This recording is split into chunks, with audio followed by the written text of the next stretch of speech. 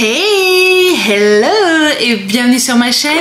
Bon, aujourd'hui, comme vous l'avez vu au titre, on va parler du sac à dos. C'est plutôt important quand même parce qu'en fait, c'est un sac à dos qu'on va prendre avec nous dans l'avion. Donc, il est quand même plutôt important et nécessaire de savoir ce qu'on doit prendre en sachant que vous avez certaines choses qui sont complètement interdites. Maintenant, je pense que depuis le temps, tout ça, on le sait. Oh mon amour, il est si beau ce chien. Oh, il est si beau mon Gigi.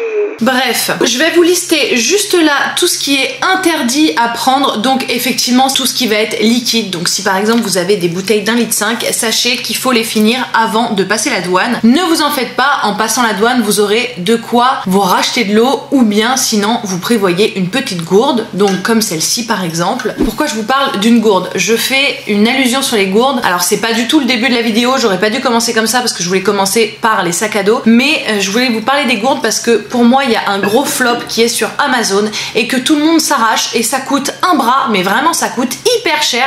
C'est les gourdes Stanley. Je ne vous comprends pas cet intérêt pour ces gourdes. Je les trouvais hyper sympas parce qu'elles étaient complètement beige et moi j'aime bien quand c'est des couleurs qui sont plutôt sobres. Donc ça va être noir, blanc, beige, des choses qui vont aller avec tout le reste. Et en fait je me suis aperçue, parce que je l'ai acheté, je l'ai revendu 2 jours après. Clairement je l'ai pas gardé longtemps. Et quand en fait j'ai bu, à un moment donné j'ai fait comme ça, toute l'eau s'est renversée. Donc qu'est-ce que j'ai fait au-dessus de mon évier? J'ai commencé à faire ça et je me suis rendu compte que tout se renversait. Donc c'est-à-dire que ça n'a aucun intérêt. D'accord? On est d'accord? Oui, on est d'accord. Parce que avoir une gourde pour que quand elle se retourne ça se renverse, ça a zéro intérêt.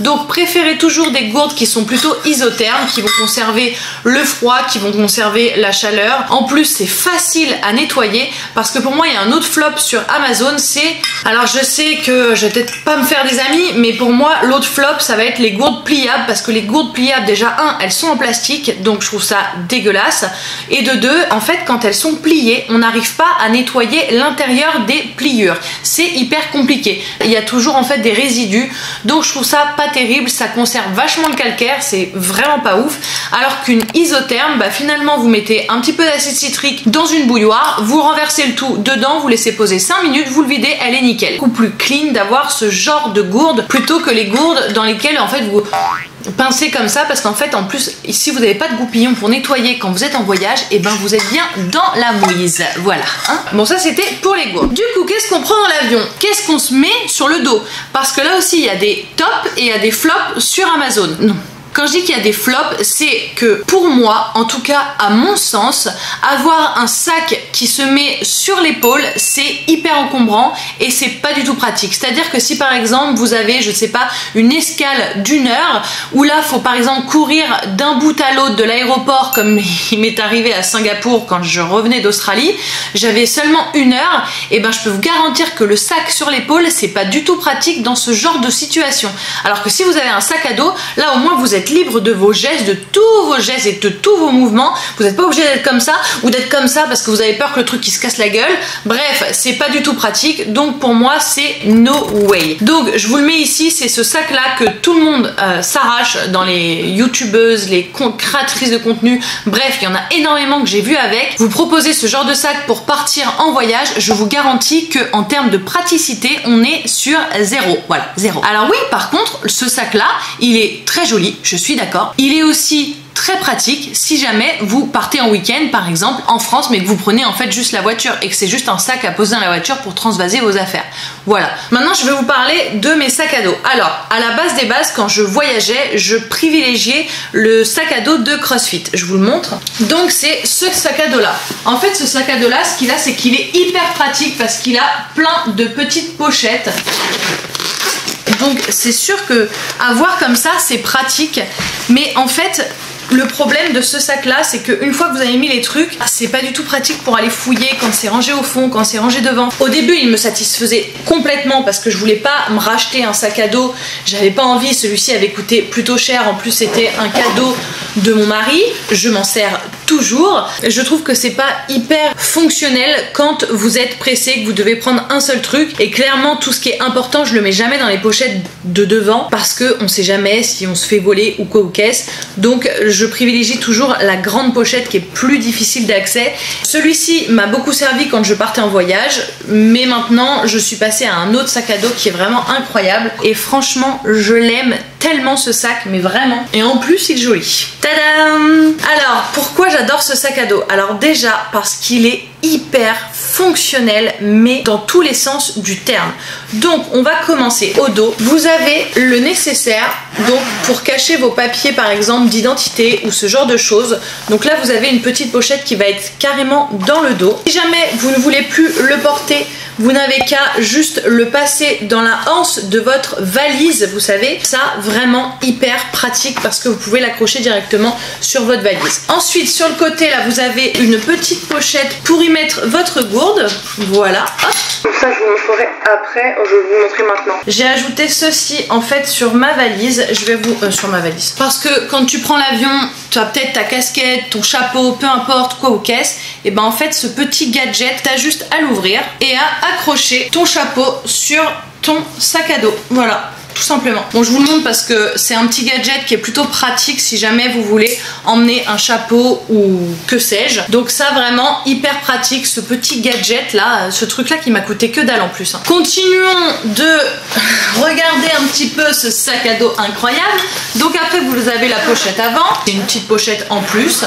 En fait, il y a plein de pochettes et ça, c'est incroyable. Ensuite, là, vous avez une autre pochette. Vous avez des compartiments pour les stylos. Vous allez avoir une autre pochette ici. Vous en avez une grande, évidemment, là.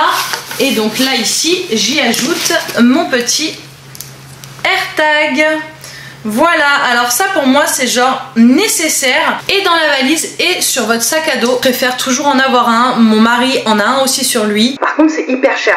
Soyons bien d'accord, c'est très cher. Bref, mais je trouve que maintenant c'est hyper nécessaire pour géolocaliser les choses parce que on sait jamais où arrive notre valise ou quoi aux caisses, donc au moins on peut localiser la valise. Et pareil pour nous-mêmes si jamais on part en rando tout seul ou que sais-je.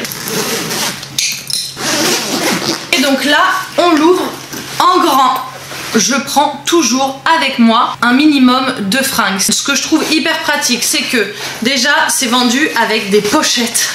Si vous me suivez depuis le début, vous savez ma passion pour les pochettes et les boîtes. C'est vendu avec 2 grandes pochettes, voilà, et c'est vendu aussi avec une pochette à chaussures. Non mais c'est incroyable. Là, vous avez le nécessaire pour mettre par exemple des fringues. Si jamais on vous paume la valise, que je ne vous souhaite absolument pas, mais au moins vous avez un change avec vous dans l'avion. Regardons un petit peu de plus près. Donc là, vous voyez, ça fait exactement comme une valise. Vous avez l'élastique qui est juste là. Ici, vous avez encore une pochette et là, vous avez une pochette qui est imperméable. Donc, ça veut dire que ici, tu peux foutre un maillot de bain trempé et c'est ok, c'est pas grave. Parce que là, c'est imperméable. Et ça, c'est magique, les gars. Je trouve ça génial. Donc là, c'était pour vraiment la grande pochette. Hop là. Et ensuite, vous avez encore une autre zipette derrière. La zipette qui est derrière, elle va vous permettre de ranger votre ordinateur, des livres, des cahiers, vous voyez, ce genre de truc. Il y a devant, vous avez de quoi mettre un cahier, ici un bouquin, après vous avez la grande. Bref, en fait c'est plein de petits recoins ce sac et pour moi c'est hyper fonctionnel. Je me suis complètement étalée, hein, là vraiment. Dans l'avion, sachez que on fait tous un petit peu de rétention d'eau. On a quand même la pression qui fait qu'on a les jambes qui vont gonfler très facilement. Ce que je vous recommande vivement, et franchement, alors faut pas avoir honte, on s'en fout. C'est pas que pour monsieur, madame qui a 75 ans. Non, c'est pas que pour les vieux, les gars. Des bas de contention, des chaussettes de contention. En fait, ça va vous permettre d'éviter d'avoir les jambes qui vont gonfler, de vous sentir très mal dans vos jambes et tout, surtout quand vous faites des vols long courrier. Donc j'en ai rien à faire, depuis que je me suis fait opérer du dos, j'en mets pratiquement à chaque fois. Ça m'évite d'avoir très mal aux jambes. Et en plus de ça, je vais évidemment me lever à peu près toutes les 2 heures pour aller marcher, pour aller m'étirer. Ça c'est vraiment un plus, ça coûte pas très cher, vous en avez à la pharmacie, vous en avez chez Decathlon. Je voulais absolument vous recommander ça parce que je trouve qu'on n'en parle pas assez et que finalement c'est vraiment nécessaire, hein. Donc surtout pensez à prendre des masques. Donc là vous voyez, j'ai tout un tas de masques. Depuis le Covid, clairement je me trimballe toujours avec. On ne sait jamais en fonction du pays où vous allez ce qu'on peut vous demander, vous réclamer à l'aéroport. Évitez tout problème, prenez-en. Depuis le Covid, c'est préférable quand même d'en avoir toujours un petit peu sur soi. Donc vous voyez là je dois en avoir une dizaine, j'en ai pas énormément, mais au moins ça dépanne bien si c'est nécessaire sur place. On va être dans tout ce qui va être un petit peu paperasse. Donc dans l'avion, vu qu'on est sur un long courrier, il faut que je m'occupe.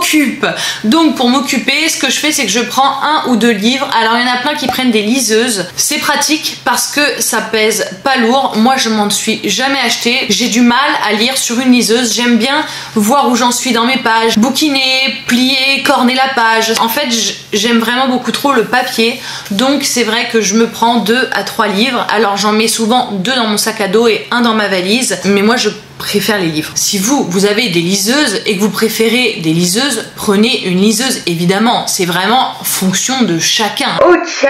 Je prends toujours un petit calepin si j'ai des idées à noter, si jamais on veut faire un time's up, si jamais on veut faire un petit bac. Bref, je prends toujours un petit calepin avec des feuilles qui se déchirent. Je prends aussi toujours avec moi un livre sur la destination où on va. Vous voyez par exemple la Polynésie, vous en avez pour 24 heures de vol, donc autant vous dire que pendant 24 heures j'ai largement le temps de bouquiner. Aussi une pochette dans laquelle j'intègre absolument tout. Vous allez avoir les billets d'avion, vous allez avoir tous les hôtels, les locations de voitures et puis après nos réservations diverses et variées. Oui, c'est pas ouf de tout imprimer, je suis totalement d'accord avec vous. Alors j'ai déjà tout sur mon portable, mais on sait jamais. Si le téléphone il plante, parce que moi ça m'est arrivé à Rome, le téléphone ne voulait plus s'allumer, on ne sait pas pourquoi. Donc si le téléphone plante et que vous ne pouvez pas du tout sortir votre réservation ou quoi, ou que sais-je, qu'il n'y ait pas de réseau, que vous n'ayez plus de batterie ou je ne sais pas. En fait on ne sait jamais avec l'électronique. Donc moi je ne prends pas de risque, j'imprime tout. Comme ça j'ai tout qui part avec moi au cas où je préfère. Quand je pars en voyage, je prends un petit cahier avec moi. Alors là c'est surtout parce que je voudrais tout noter, absolument tout ce qu'on va faire. Donc à la fin de chaque journée je vais faire un petit résumé de ma journée. Voilà, donc en fait c'est un carnet de voyage. Clairement je le trouvais beaucoup trop beau, c'est vraiment trop joli. Je sais pas si vous voyez mais les feuilles, les pages sont vraiment trop belles. Enfin moi j'aime trop, oh, j'adore. Bon alors ça je crois que j'ai pas besoin de trop vous dire. Pour vous occuper dans l'avion, prenez-vous des cahiers de jeu. Ouais, ça évite de prendre l'écran, ça évite de reprendre encore votre téléphone pour jouer. Oui, vous avez sûrement des applications de jeu, mais je trouve qu'on passe tellement de temps sur l'écran que quand on a un long courrier, autant en profiter pour faire ce genre de truc. C'est pas nécessaire encore une fois, mais je trouve ça plutôt pas mal. Ça nous oblige à quitter un peu les écrans et à passer du temps avec votre stylo. Il n'y a rien de mieux. Moi, je trouve que c'est le top. Et puis après ça, ce que je fais à chaque fois avant de partir en voyage, c'est évidemment un roadbook dans lequel je note absolument tout. Du coup, en fait, ça se présente un petit peu comme ça. Donc là, en fait, je vais écrire ce qu'il y a sur l'île, l'hôtel où on va, les activités à faire sur place. Et en fait, comme ça, on avise, on se prend pas trop la tête. Tout est noté là-dedans. J'ai toujours un petit feutre, un stylo, un critérium que j'ai pas sorti et un stabilo. Donc là, c'était vraiment pour la partie occupation. Maintenant, je vais vous montrer un petit peu tout ce qui va être gadget et praticité pour moi dans l'avion. Dans mon sac à dos, je prends quand même avec moi des lunettes de soleil. Et ensuite, ce que j'emmène avec mes lunettes de soleil, alors autre chose, mais ça ce n'est que moi. Ah bah d'accord, c'est coincé. Bah alors, waouh. Ce n'est que moi, c'est un petit cordon comme celui-ci. Je sais pas si vous allez bien voir. Mais du coup, je sais pas si vous vous rappelez, quand on allait au ski, en fait, étant petit, nos parents nous accrochaient ça autour des lunettes. Franchement, c'est beaucoup mieux parce qu'en fait, elles ont juste à... Enfin, elles pendouillent, quoi. Donc, vous avez juste à le mettre autour du cou et vos lunettes sont attachées juste là. Ça, c'est un petit plus. C'est pas forcément pour la valise ni pour le sac à dos, mais c'est un petit plus quand on est en vacances. Mais que ce soit moche ou pas, j'en ai rien à secouer. Clairement, c'est pas grave. Au moins, c'est pratique. Ensuite, ce que je prends avec moi aussi dans l'avion, et alors là, c'est vraiment que si jamais vous faites une escale, par exemple. Sinon, vous pouvez très bien le laisser dans la valise, mais nous par exemple on a une escale à LA, et ben je prends quand même ce genre de multiprise qui est hyper pratique. Un gros coup de cœur d'Amazon, ça aussi. Alors il en existe plusieurs, mais vraiment celle-ci pour moi c'est la meilleure. Pourquoi c'est la meilleure? Parce qu'en fait elle a 3 options dispo. Vous avez l'option pour l'Union Européenne, pour les pays américains et pour les pays du Commonwealth, en fait tout ce qui va être Angleterre, Australie, ou la prise UK. Et ensuite la prise américaine, canadienne. Vous avez même plusieurs embouts ici et vous pouvez aussi la charger là. Bref, en tout cas pour moi ça, petit coup de cœur. Elle est hyper pratique, il y a tout dedans. Elle est un petit peu lourde, c'est vrai, mais en attendant, vraiment en termes de praticité, celle-ci, au moins vous n'en avez pas besoin de racheter 45 000. J'ai eu au moins 3 ou 4 batteries externes et franchement, on va parler d'un truc là. On va parler de la batterie externe que toutes les tiktokeuses recommandent. C'est une batterie externe en fait qui fait cette taille là, vous voyez, elle est dans cette dimension là et du coup vous la branchez juste ici.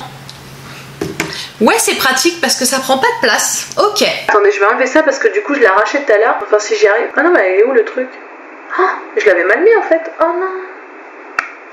Ah! Donc la batterie que je vous disais qui se branche juste là en fait, alors oui ça prend pas de place, c'est génial, mais ça charge que dalle en fait. On vous le vend, on vous le survend, mais pourquoi faire? Ça n'a aucun intérêt, parce que quand tu regardes les ampères et compagnie, alors je sais pas comment ça s'appelle exactement, mais en gros il y en a très peu dedans et franchement ça a zéro intérêt. Ça va recharger ton téléphone à 10% et that's it. Donc c'est zéro, ça sert à rien, vraiment. Ça empêche juste le téléphone de s'éteindre quand il est à 3% quoi. Voilà. Pour moi il en fallait une qui soit pratique, qui m'évite aussi de sortir tous les câbles, parce que par exemple quand je le sors j'ai pas envie de sortir le câble qui va avec, parce que c'est vrai que ça c'est chiant aussi, parce qu'il y a certaines batteries externes où vous avez des embouts mais c'est que pour cette batterie externe, donc tu peux pas prendre ton embout de téléphone, tu vois le truc. J'ai trouvé celle-ci, donc celle-ci elle est hyper pratique. Vous avez le bouton on off là juste sur le côté, voilà, et en fait la spécificité c'est ça, c'est que vous avez tous les câblages derrière et vous n'avez pas besoin de sortir vos câbles. Franchement trop pratique. Et en fait vous avez d'autres prises juste devant, vous voyez, et donc là par exemple si je veux brancher mon téléphone, normalement je l'ai rechargé au max, hop, charge vraiment très bien, c'est vraiment top, je vous la recommande, elle est pratique. Elle prend pas tant de place que ça finalement pour une batterie externe. Votre casque audio, alors moi j'ai privilégié un casque anti-bruit parce que dans l'avion, le bruit des hélices et tout, au bout d'un moment, bah ça me prend là quoi, c'est chiant de ouf. Pour éviter ça, j'ai pris un casque anti-bruit. Alors pareil, je vois tout le monde avec le casque Air Max Air. Bon bref, le casque Apple quoi, on s'en fout du nom. Coûte vraiment très cher et vous en avez des tout aussi bien dans d'autres marques, donc vous n'avez pas besoin d'aller vous ruiner chez Apple. Voilà, c'est tout ce que je voulais vous dire. J'ai pris un casque qui est anti-bruit, en plus il est pliable et ça je trouve ça hyper pratique parce qu'il prend très peu de place.